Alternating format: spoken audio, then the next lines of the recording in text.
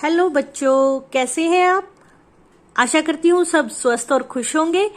हमने नदी यहाँ पर कविता का सरलार्थ किया था और अब हम करने जा रहे हैं इसी कविता का अभ्यास कार्य। सबसे पहले आपको अपनी नोटबुक में सुंदर सुंदर हैंडराइटिंग में ये कविता लिखनी है, ठीक है? और उसके बाद हम लिखेंगे इसके शब्द अर्थ।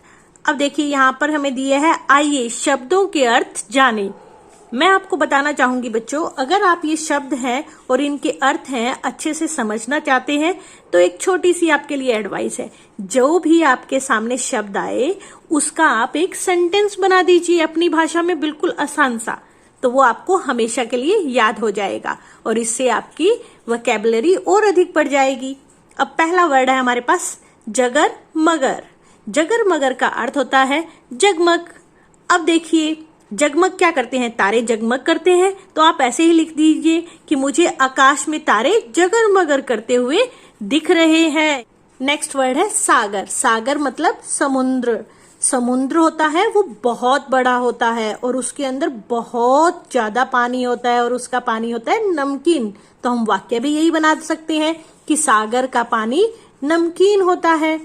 नेक्स्ट वर्ड है सींचकर। सींचकर मतलब सिंचाई कर कर। अब देखिए इसका एक आसान सा वाक्य बनाते हैं कि किसान अपने खेतों को सींचकर फसल उगाता है। नेक्स्ट है सुस्ताई। सुस्ताई का मतलब होता है आराम किया। अब इसका एक वाक्य आप अपनी सुविधा के अकॉर्डिंग कोई भी बना लीजिए। जैसे अगर मुझे बनाना होता तो मैं बनाती कि मैं अपना गृह कार्य कर कर थोड़ी देर सुस्ताई। अब हम करते हैं कविता से यहाँ पर दिए हुए प्रश्न उत्तर। इसके लिए अयाना आपकी मदद करेगी। चलो फिर शुरू करते हैं। मैं पढ़ती हूँ प्रश्न और अयाना आपको बताएगी इनके उत्तर। नदी अंत में कहाँ पहुँचती है? नदी अंत में सागर में पहुँचती है। Very good. अयाना आपको भी। अगला प्रश्न देखते हैं।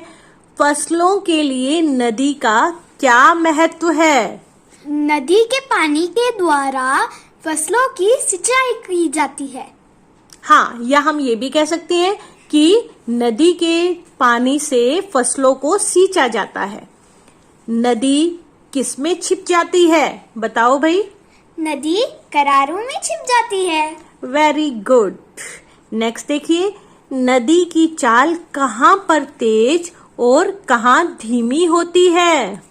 नदी की चाल पर्वत पर तेज और मैदान पर धीमी होती है।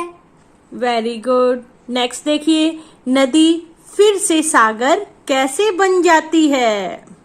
नदी चलते चलते आखिर में जब सागर को पाती है तब वह सागर बन जाती है। Very good. हम ये भी बोल सकते हैं कि जब नदी बहती हुई अंत में जाकर सागर में मिलेगी तो वह सागर ही बन जाएगी। अब हम करते हैं आपकी बात। आपने कभी नदी, नहर अथवा बहता पानी देखा होगा? उसका वर्णन करें। वैसे तो ये काम आपको अपने अनुसार करना है, लेकिन यहाँ पर मेरी मदद करने जा रही है अयाना। बताइए अयाना। मैंने नहर में बहता हुआ पानी देखा है। उसका वर्णन करो, तो थोड़ा बताइए उसके बारे में। नहर का पानी ठंडा ठंडा साफ और मैं उसमें नहाई भी थी। नेक्स्ट, नदियाँ मनुष्य के लिए किस प्रकार उपयोगी हैं? आपस में चर्चा करें। बताओ भी अयाना। नदी मनुष्य को पानी देती है। जिससे वह अपनी फसल उगाता है। और नदियों का पानी हमारे क्या काम आता है? हम उसे पी भी सकते हैं। हाँ, वेरी गुड। और हमारे सभी कार्यों के लिए, जिनके लिए भी पानी की जरूरत होती है, वो हमें कहाँ से मिलेगा? नदियों से। क्या आपने कभी नाव में बैठकर नदी की सैर की है? यदि हाँ, तो अपने अनुभव का वर्णन कीजिए।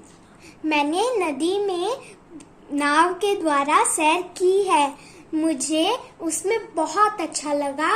नदी बहुत बड़ी थी और चौड़ी भी थी। मैंने उसमें कई सारी मछलियाँ भी देखी।